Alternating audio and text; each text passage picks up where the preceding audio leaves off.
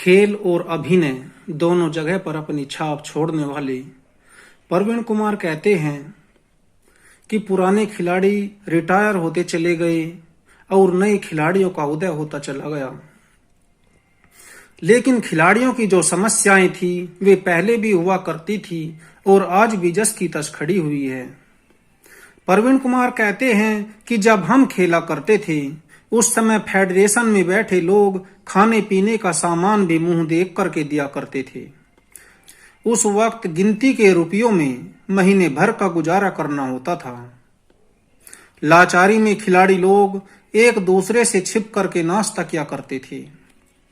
खेल फेडरेशनों में महत्वपूर्ण पदों पर खिलाड़ियों को तरजीह आखिर क्यों नहीं दी जाती के सवाल पर प्रवीण कुमार कहते हैं कि हंसी आती है यह देखकर कि जिन लोगों ने कभी खेल को खेला ही नहीं वह खिलाड़ियों का चयन कैसे करते हैं। ऐसा सिर्फ भारत में ही संभव हो सकता है।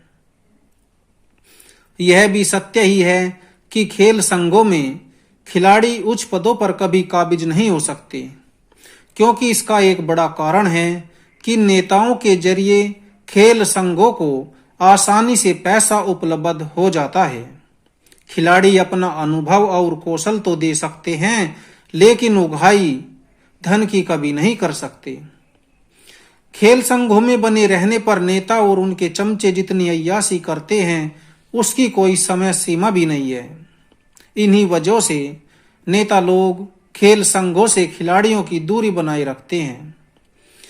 किसी भी पूर्व या वर्तमान खिलाड़ी से जाकर यदि पूछा जाए कि खेल संघों की वजह से उन्हें क्या तकलीफ हुई, तो सफेद पोशाक पहने अधिकारियों की करतूतें तुरंत ही सामने आ जाएगी। कुछ लोग तो खेल संघों के चक्कर लगाते लगाते उम्र गंवा देते हैं। प्रवीण कुमार को अर्जुन अवार्ड के बाद कोई दूसरा बड़ा सम्मान सरकार की ओर से आखिर क्यों नहीं मिला के सवाल पर प्रवीण कुमार कहते हैं कि सरकार की चमचागिरी करने वाले लोगों को पुरस्कार मिलते रहे हैं। पंजाब सरकार ने मेरे साथ सदा सौतेला व्यवहार किया और दिल्ली सरकार मुझे कभी अपना न बना सकी। ऐसे कई नाम हैं जिन्होंने एक दो दौड़ जीती, कुश्ती जीती, उन्हें सरकार की ओर से मान सम्मान मिल गई। मैंने भारत के लिए इतने पदक जीते, उनकी किसी को कदर नहीं है।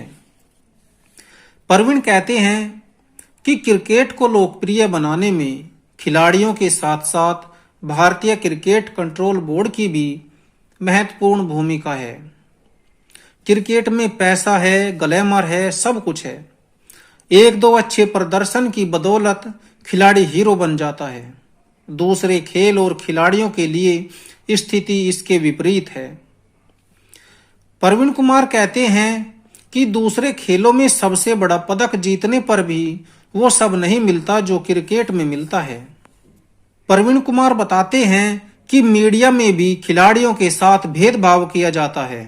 क्रिकेट खेलने वाले खिलाड़ियों पर आधे आधे घंटे के प्रोग्राम तक बना दिए जाते हैं। बाकी खेल से जुड़े खिलाड़ियों की जीत को एक दो मिनट में दिखा करके खाना पूर्ति कर दी जाती है। प्रवीण कुमार कहते हैं कि जो देश अपने खिलाड़ियों पर जितनी मेहनत करता है उसे उतने ही पदक मिलते हैं, क्योंकि पदक जीतने के लिए कड़ी मेहनत की जरूरत होती है। यदि हवाबाजी से और बयानबाजी से पदक मिला करते तो भारत के पदक जीतने की संख्या सबसे ज्यादा होती। क्या वर्तमान सरकार से आपको अपने लिए किसी सम्मान की उम्मीद है के सवाल पर प्रवीण कुमार कहते हैं कि सम्मान, शोहरत, नाम, पैसा और पुरस्कार की चाहत रखने की भी एक उम्र होती है। अब मैं उस दौर से आगे बढ़ चुका हूं।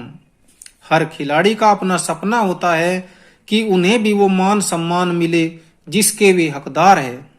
सरकार की ओर से मिलने वाले सम्मानों व पुरस्कारों का सम्मान करना चाहिए, मैं भी करता हूं, लेकिन मैं गुस्से में हूं उस व्यवस्था से जिसकी वजह से लगातार अच्छा प्रदर्शन करने के बावजूद मुझे पद्मश्री या अन्य पुरस्कारों से वंचित रखा गया। उम्र के इस पड़ाव पर जब देखता हूं कि खेलों में फिसड्डी रहे लोगों को सरकार सम्मानित कर रही है तो दुख होता है। व्यक्तिगत तौर पर किसी व्यक्ति को सम्मान मिलने से मुझे ऐतराज नहीं है, लेकिन सम्मान किसी नेता या खेल संघ में बैठे व्यक्ति विशेष की पसंद से नहीं, बल्कि नियम कानून की कसौटी पर खरा उतरने वाले खिलाड़ियों को मिलना चाहिए। दुर्भाग्य है भारत का कि यहाँ प्रतिभाशाली और भारत का गौरव बढ़ाने वाले खिलाड़ियों का नहीं, बल्कि चमचागिरी करने वाले लोगों को सम्मानित किया जाता है।